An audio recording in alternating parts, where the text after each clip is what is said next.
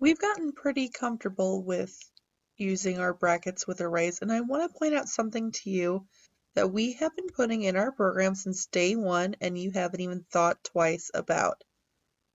If you notice here, we have string open bracket args. So remember, you can name args anything you want. It could be called anything. String, however, has the brackets, meaning that everything in our entire code is a string array. So all of the arguments within here is our string array. We've also been talking about different ways to fill arrays. So we did it in the previous video with a for loop. We can also use a method. So say we want to make an integer pk. So we're making a new integer array. And we're going to say equals new int. We're going to open and close parentheses. And we're going to fill it with, let's see, 70 spots. So what you can do is use the arrays method. So arrays dot fill. We're going to fill pk with number 75. So basically what we just did here is we filled this entire array. So fill an array with the same number. The last thing that we're going to cover in lesson 19 is the enhanced for loop, which is actually pretty new to Java. So we're going to set sum equal to 0. We're going to fill the integer array x with 4, 3, 2, and 1. And we're going to set up our for loop.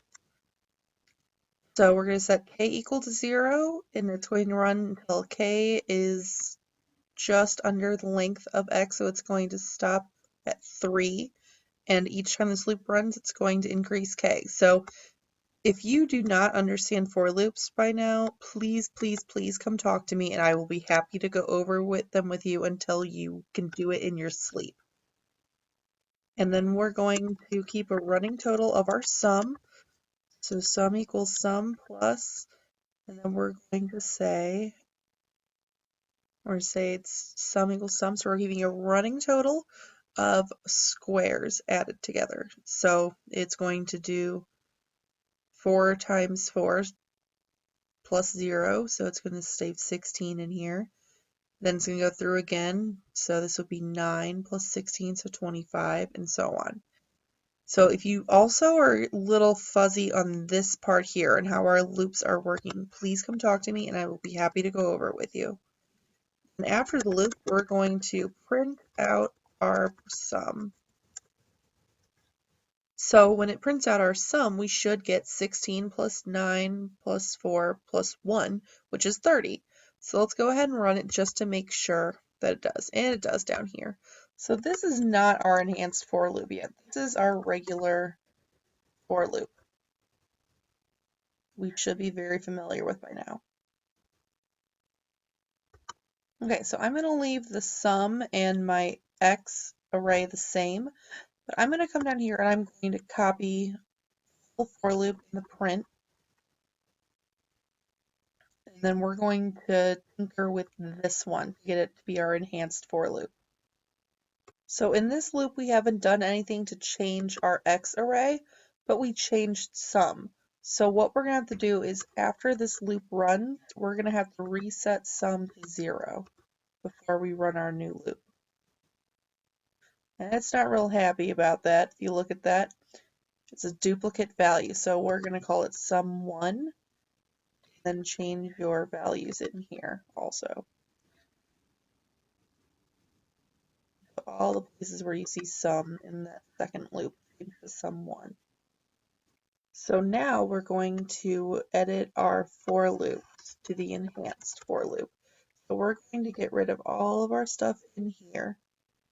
The enhanced for loop has something, colon, something else. So for the enhanced for loop, there's only 2 things you have to worry about. Now you notice there's no error on X because the second part is the array that we're going to use. So since we're using our X array, X here is fine. And on the left side, we declare a variable name for what we call each item inside the array. So we can call it whatever we want. I'm going to call it a variable name. So var name. So now down here, this doesn't make sense anymore. So now we change both these to var name and var name. So the enhanced for loop is really beneficial for arrays. Because if you look in here, we don't even have to set up the array like we did up here. See, we had X and we had the indices of K. We don't have to do that anymore. It already knows exactly what to do in X. Go ahead and run your program and verify that you get 30. So mine printed 30 twice, one for this loop and one for this one. So it does work for our arrays. It's a little confusing, but it is a lot easier to use once you get in the hang of using an array loop.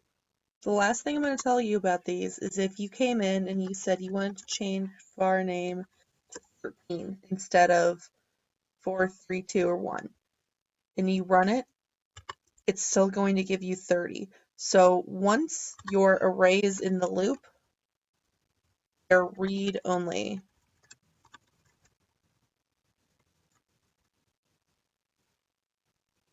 So once you're using the enhanced loop for these, you cannot change anything in the array. So keep that in mind. If you need to make changes to your array, do it outside the loop and then go into the loop. You are now ready to answer the questions for lesson 19 and do the projects. You will notice that there are 2 projects. The first one you have to do, the second one is extra credit. So if you get both of them done, you will receive extra credit for the second one, but you have to do the first one. Good luck. Please let me know if you have any questions.